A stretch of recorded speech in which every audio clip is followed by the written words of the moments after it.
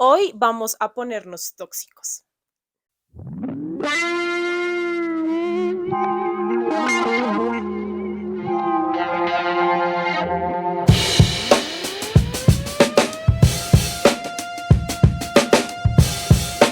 Hola, hola viajeros, ¿cómo están? Estoy muy feliz porque estos videos de los book tags me gustan bastante y sobre todo este en particular que lo vi en el canal de Cloud Reads Books. Me parece muy chévere porque nos enfrenta a esto de escuchar opiniones contrarias, opiniones con las que seguramente no vamos a estar de acuerdo, pero que ustedes saben que yo soy fan de las conversaciones difíciles de realmente sentar sobre la mesa opiniones y sobre todo en esto de los libros, pues sabemos que son muy diversas, ¿no? Entonces, por eso finalmente me decidí hacer el tag. Aquí tengo mi agenda con todas las preguntas y los libros de los cuales vamos a estar hablando, así que vamos a responder a estas 11 preguntas. Como ven, hemos mejorado la producción de este video, tenemos un nuevo micrófono. Ojalá esté sonando mucho mejor el audio. La verdad es que a mí sí me sirve un montón porque no estoy gritando en este momento y no tengo que callar a mi familia cada 5 segundos con cada sonido que hacen, porque creo que si ustedes ven los videos con un poquito más de detalle y afinando el oído, ahí de fondo suenan cosas que están ocurriendo en la cocina, que están ocurriendo en la calle, pero confío que con este micrófono eso cambie un poco y pues como ven tenemos otro fondo porque tengo un trípode en la cama, por fin pude sostener el celular en la cama y no estoy muy segura si este fondo me gusta, pero les he dicho eso como en los últimos 20 videos, donde no he podido encontrar como un fondo, así que creo que vamos a optar por saber que nunca el fondo va a ser igual. Así que bueno, como les digo, son 11 preguntas, el book tag se llama El lector tóxico, así que prepárense para preguntas un poquito complicadas. La primera pregunta es, ¿libro o autor que te da rabia que se haya hecho conocido o famoso? Mi respuesta para esta pregunta es El infinito en un junco de Irene Vallejo, particularmente Irene Vallejo, porque, bueno, me voy a explicar respecto a esta pregunta. Y es que a mí primero me parece absolutamente revolucionario que un libro como El infinito en un junco tenga el boom que tiene.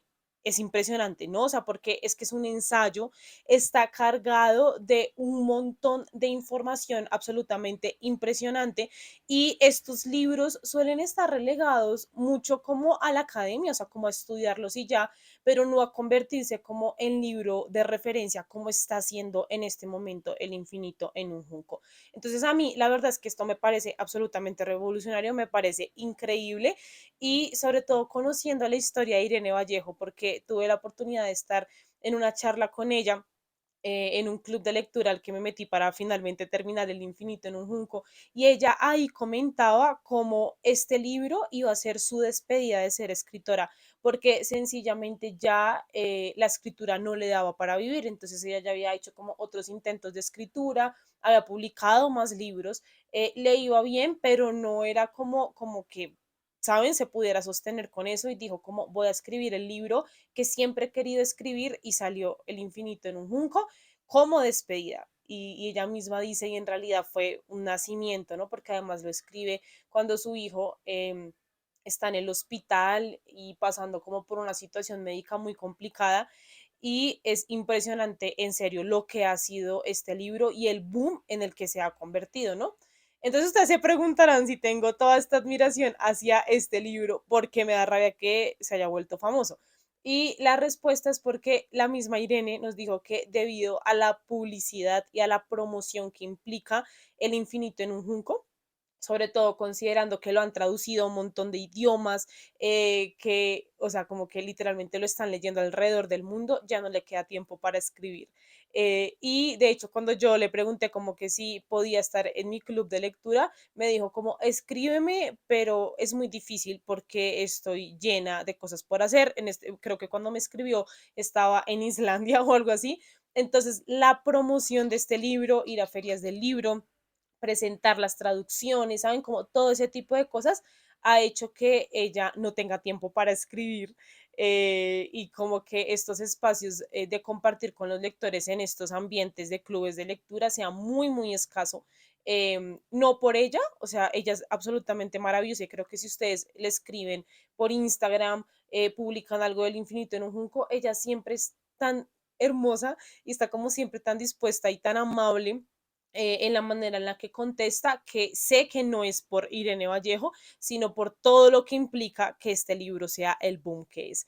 Entonces, no me quejo, bueno, me acabo de quejar, ¿no? Como 3 minutos quejándome de eso, pero me refiero a que por eso es como que me da rabia, ¿no? Como que uno dice, ojalá pudiese como promocionar el libro a la par que seguir escribiendo más cosas maravillosas, porque sé que esta mujer tiene muchísimo más para dar, pero es un ser humano.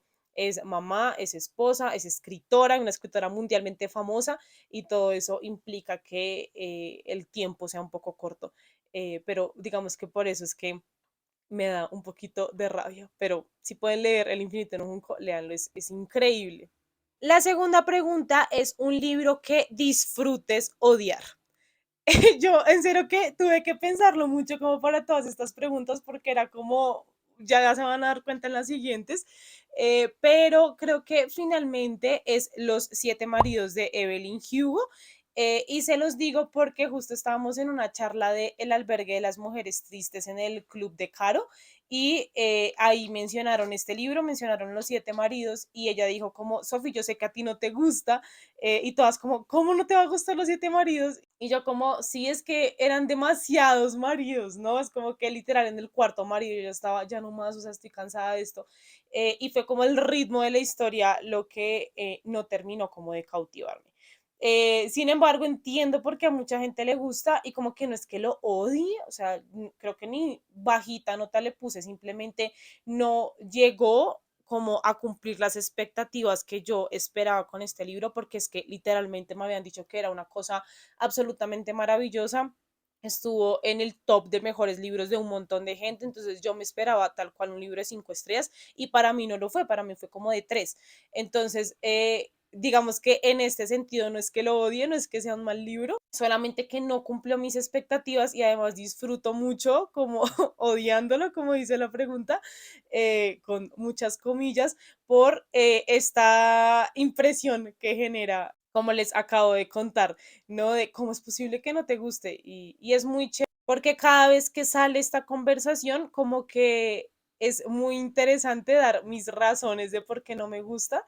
Y poder hablar un poco más de la autora de Taylor Jenkins Reid, aunque no sé si la vaya a seguir leyendo en algún momento, pero como que afortunadamente ha salido en espacios de gente muy comprensiva y que nos ponemos a discutir y nos reímos un poco del tema, entonces creo que por eso disfruto un poco que no me guste y tener una opinión impopular también de todo esto.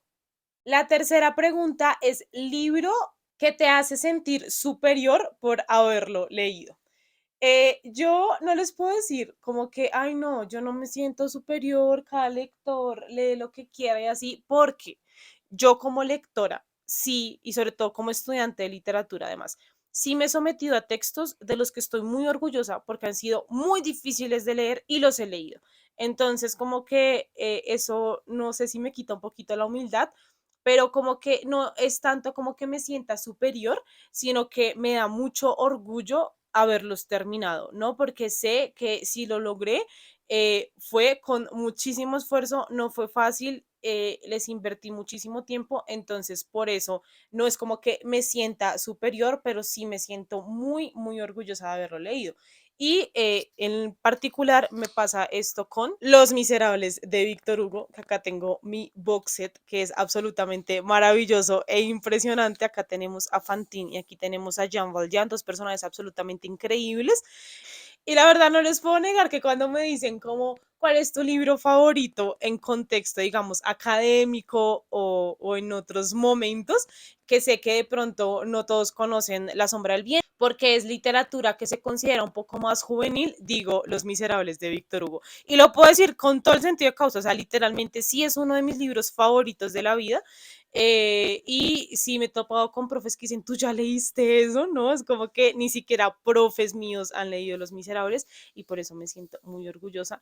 Y es que me parece un libro increíble. Ustedes saben que amor profundo a Víctor Hugo y sobre todo estos personajes tan reales tan humanos, o sea, me parece impresionante, son 1600 páginas, entonces creo que tengo derecho a sentirme un poquito superior por haber superado el reto de leer Los Miserables. La siguiente pregunta es libro que no recuerdas, pero que finges que sí. Muchos libros yo no los recuerdo, o sea, porque me pasa, ¿no? Además, consideremos que si leo 100 libros en un año de todos, no me voy a acordar absolutamente de todos los detalles. Y sobre todo con los que leí por allá en el 2013 y así, hay muchos que ya no recuerdo, pero como que nunca finjo que sí lo hago, ¿no? Sin embargo, pensando para dar una respuesta a esta pregunta, creo que me voy a ir con este libro. Harry Potter y el misterio del príncipe de J.K. Rowling. Y la verdad es que me pasa mucho como con toda la saga en cuanto a que entiendo la historia general, me acuerdo de escenas en general, pero no recuerdo muy bien en qué libro como que sucede cada escena.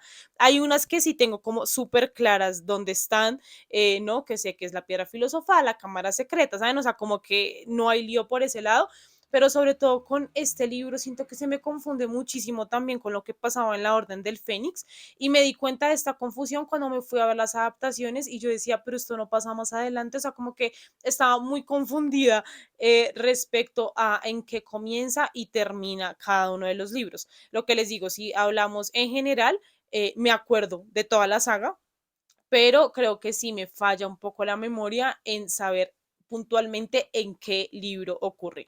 Espero mejorar esto en mi relectura de Harry Potter porque por supuesto quiero volver a leer los libros.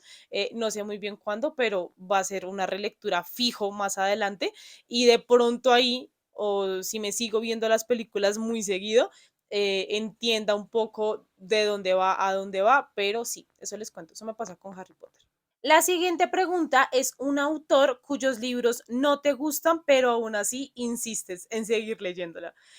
Creo que la única autora con la que me ha pasado esto es con Elizabeth Benavent, porque pues yo les conté que leí como la biología Silvia y si bien no fueron pues libros terribles, no fueron para mí, como que al final dije, no, no sé, no estoy muy segura, y aún así seguí leyendo Alguien que no soy, y pues obviamente no fueron libros tampoco para mí. Creo que aquí en el canal de YouTube ustedes han podido notar eh, esta indecisión un poco hacia Elizabeth Benavent, porque yo como no la voy a seguir leyendo, pero por ejemplo, este libro de Un cuento perfecto me llama la atención y es como, ¿será que lo leo? Pero es que sé que no me va a gustar, incluso porque hay personas que en las que confío mucho en sus recomendaciones y me dicen como no, o sea, nada que ver, no me gustó.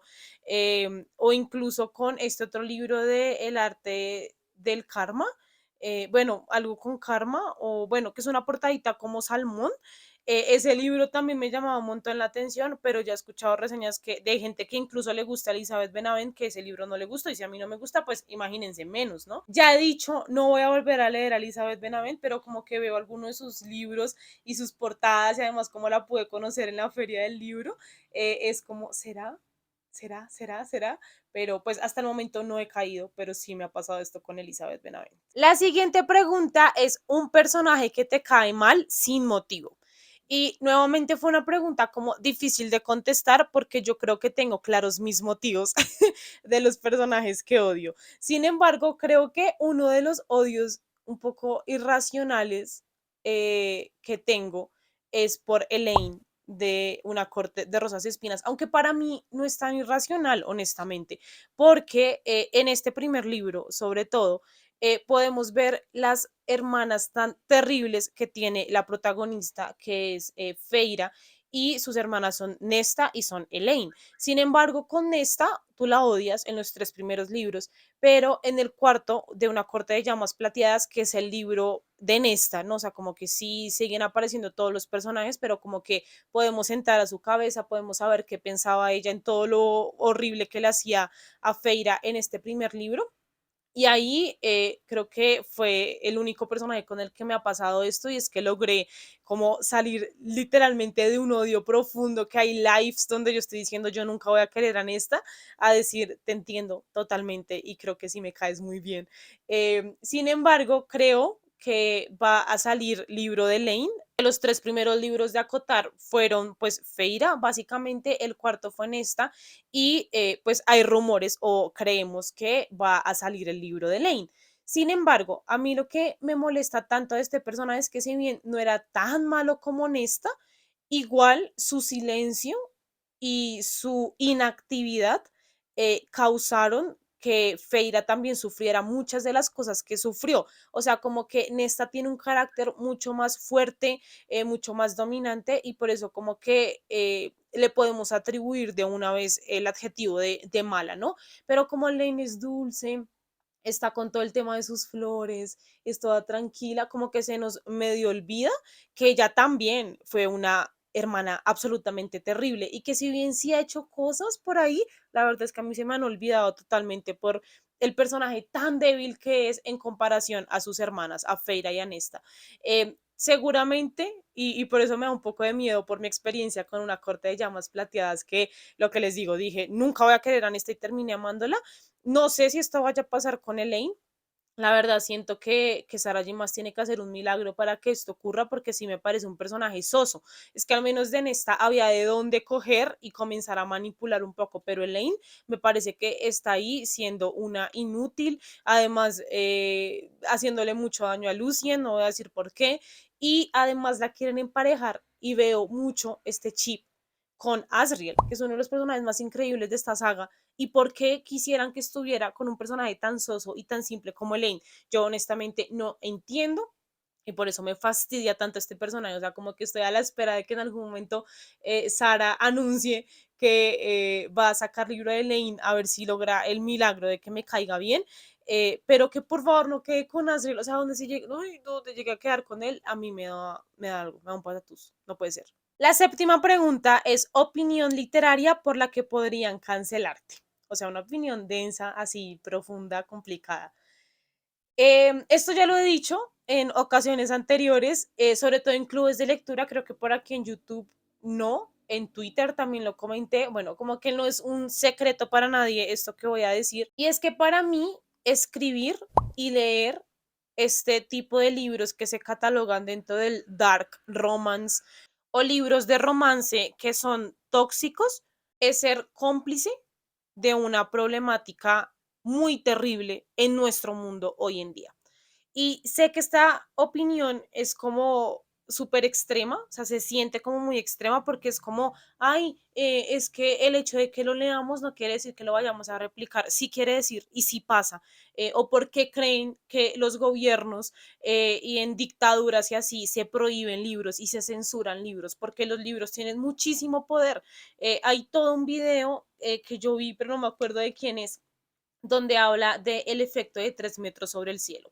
Y obviamente acá tenemos a este personaje de H, que es toda la interpretación de un chico malo, que yo siempre me veía esa película y me daba una rabia porque decía, ¿cómo es que ven a la mamá como una enemiga? ¿Qué mamá quisiera que su hija estuviera con una persona como H? Ninguna mamá sensata quisiera eso. Y en la película la ponen allá como la mala, yo honestamente nunca entendía. Realmente lo que causó esto a nivel psicológico es primero vandalismo, todo el mundo escribiendo tú y yo a 3 metros sobre el cielo, así en grafitis inmundos, y además hombres que creían que por ser como H eran atractivos y mujeres que creían que hombres que se comportaran como H, violentos, agresivos, eran atractivos, o sea, sí influyó. Y sí hay estudios que muestran un antes y un después en esto, ¿no?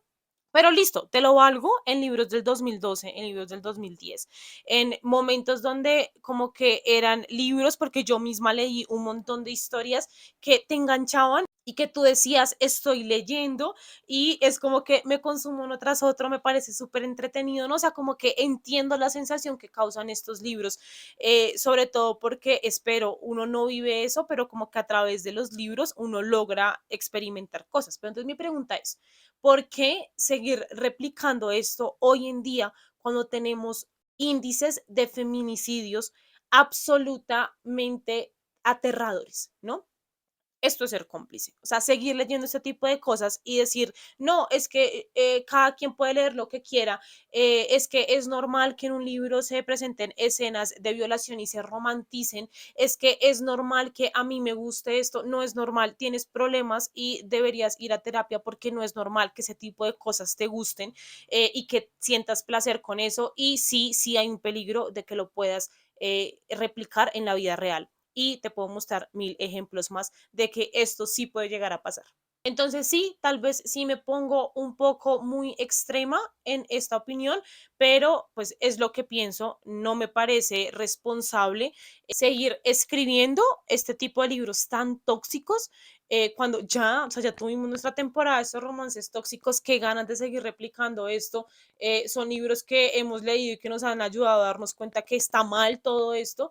Primero, porque seguir replicándolo y segundo, es que considera el mundo en el que vives. Es un mundo machista, lleno de feminicidios, cómo es que te da placer y te da satisfacción seguir escribiendo sobre violencia, seguir romantizándola y que no, sí, normal, todos tenemos que aceptarlo, no. Así que bueno, creo que si me van a cancelar por esto, estoy lista. La siguiente pregunta es, Bookfluencer que te da envidia. Yo no creo que exista envidia de la buena, es envidia al fin y al cabo. La verdad sí me he guardado mucho de sentir envidia y de despertarla porque creo que las dos cosas me parecen súper peligrosas, pero eso será como otra charla sobre la envidia, ¿no? Para responder a esta pregunta voy a mencionar a Jan de Trotalibros, del canal de Trotalibros, que ustedes saben que es uno de mis booktubers favoritos, creo que se los comenté en el book tag de mitad de año, y hay muchas razones por las que me da envidia. Primero, lee unas cosas absolutamente impresionantes y las puede hablar como si fueran cualquier novela sencilla, ¿no? O sea, es una cosa impresionante como el bagaje lector que tiene y que genuinamente disfrute clásicos y disfrute novelas que son muy, muy difíciles. Por otro lado, montó una editorial, o sea, Trotalibros editorial y es fantástica, es maravillosa. Necesito esos libros a casa. Si estuvieran en Colombia, yo me armo la colección porque me parece una cosa impresionante y sigue pedaleando y sigue haciéndole y tiene autores maravillosos. Todo lo que él hace en Trotalibros editorial me parece una cosa absolutamente maravillosa. Ustedes saben que yo estoy estudiando para ser editora, ya de hecho me queda menos de un año y esto a mí me parece una cosa impresionante, ¿no? O sea, como que primero hayas hablado de libros en internet, te hayas formado, porque él además se formó para ser editor y hayas logrado montar una editorial, me parece increíble. Libro tóxico que no detectaste al leerlo. Creo que les he dicho en otras ocasiones que mi comienzo en esto de los libros fue un comienzo un poco oscuro porque de los primeros libros que yo recuerdo haber devorado así sin ningún remordimiento cuando yo no era lectora, es 50 sombras de Grey. No comencé así como tan suavecito, o sea, ahora que lo pienso digo, era muy chiquita como para leer ese tipo de cosas. Sí leí otros libros por el colegio y así, pero eso es como el que recuerdo que llegué a él y me lo leí en menos de una semana, cuando, repito, yo no era lectora. Entonces, como que para mí fue esta primera puerta de wow. O sea, esto de leer es chévere. Como así que en los libros se dicen groserías, ¿no? O sea, como un montón de cosas que yo estaba como súper impactada con todo este universo. Y me pasó lo mismo con Megan Maxwell. Yo me leí todo lo que estaba publicado de ella hasta hace unos años, porque hacía varios años ya dejé de leerla. em, y los devoraba y era uno tras otro y lea y lea y lea y es como, ¿qué es esto tan maravilloso? Sin embargo, obviamente con el paso del tiempo, pues me di cuenta que no, primero no eran libros aptos para comenzar a leer por ahí. Sé que mucha gente también lo ha hecho, pero como que siento que por los temas y así, eh, complicado. O sea, como que lo digo por mí, sobre todo, como que digo, sí leí cosas muy densas a los 13 años. Y por otro lado, pues claramente están llenos de muchos comportamientos tóxicos y de personajes tóxicos. Entonces, pues en su momento no analicé esto, o sea, como que era la fascinación de estoy leyendo un montón y lo estoy disfrutando además, pero como que no me alcanzaba. Pues también es muy normal, ¿no? Porque sería una falacia decir que leo igual a como leía a los 13 años. Claramente han habido años de diferencia, ha cambiado mucho mi manera de acercarme a los libros y eso se tiene que ver. Entonces, sí es una pregunta que puedo responder gracias a la distancia histórica casi que tengo de más de 10 años de haber comenzado a leer y que pues en ese primer momento no estaba tan concentrada en mirar este tipo de cosas como que me parecen tóxicas o no, sino descubriendo cómo se me agitaba el corazón por los libros. La siguiente pregunta es un libro que prejuzgaste y después te encantó. Y debo decir que ese libro es Don Quijote, el ingenioso hidalgo Don Quijote de la Mancha de Miguel de Cervantes Saavedra, porque es un libro absolutamente fascinante. Creo que ese libro también lo puedo poner en libros que me siento superior por haber leído. Me siento muy orgullosa. Porque es que es una historia fascinante. Además, les he dicho que lo leí en contexto de clase con una profesora maravillosa y lo entendí perfectamente y lo disfruté mucho, me reí mucho, vi obras de teatro, leí la novela gráfica y además pronto va a salir un podcast, un episodio de un podcast que hicimos para el semillero de la universidad en el que estoy participando, que se llama Animal de Letras, y ahí hablamos de El Quijote con la profe a la que debo agradecerle el haber leído este libro, así que cuando esté el capítulo se los comparto por mis redes sociales para que ustedes puedan escucharlo y toda esta experiencia que rodea al Quijote me hizo darme cuenta que no era tan difícil como yo pensaba. O sea, el juicio que yo tenía de este libro era como, es súper complicado, qué mamera leer esto, no hay necesidad, o sea, como para qué leer el Quijote ahorita. Y eran como muchas ideas así previas que tenía, que después dije como, bueno, vamos a hacerlo, como sin mucho convencimiento y no esperé que fuese como un libro tan increíble, tan chistoso, que me gustara tanto y que además propiciar ese tipo de conversaciones que van a poder escuchar en el podcast. Entonces, sin duda alguna, es un libro increíble. Y finalmente tenemos la 11ª pregunta, que es libro que te hace dudar del gusto literario de quien lo recomienda.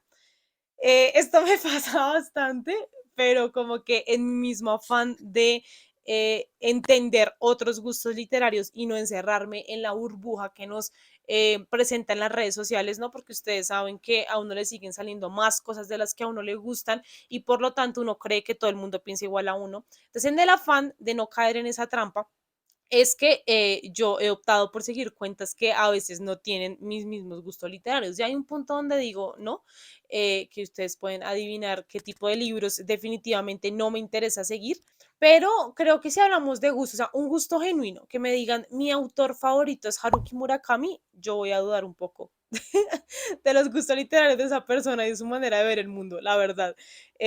Una cosa es que me haya gustado un libro, que me haya gustado tal cosa, que más o menos, pero que me digan como es mi autor favorito, si digo como, y no es que dude del gusto, o sea, que diga como, ay, es mejor o peor que el mío, sino que sé que seguramente nuestros gustos literarios no van a ser los mismos y vamos a discutir mucho sobre personajes femeninos y sí, creo que por supuesto en autores podemos conocernos muchísimo, que los libros sí terminan recomendándonos personas y pues los libros también son un reflejo de eso que somos y que pensamos, sobre todo los que podemos decir que son nuestros favoritos. Entonces, por eso pienso que este autor, pues que no es absolutamente nada para mí, si es el favorito de alguien más, sí comienzo un poco a dudar de nuestra compatibilidad lectora. Igual si a ti te gusta Haruki Murakami, podemos seguir siendo amigos, no hay lío. Y bueno, eso fue todo por este tag. Ojalá les haya gustado mucho. La verdad es que fue muy interesante pensar las preguntas, pensar qué libros iba a poner aquí. Cuéntenme aquí abajo en los comentarios cuál es la opinión lectora por la que a ustedes los cancelarían. Me gustaría mucho saber eso también. Y sin más, recuerden que me pueden seguir en mis redes sociales, suscribirse a este canal, activar la campanita para que YouTube les avise cada vez que suba un nuevo video, recomendarle este video a algún amigo que crean que les puede interesar y nos estaremos viendo la próxima semana en un nuevo video.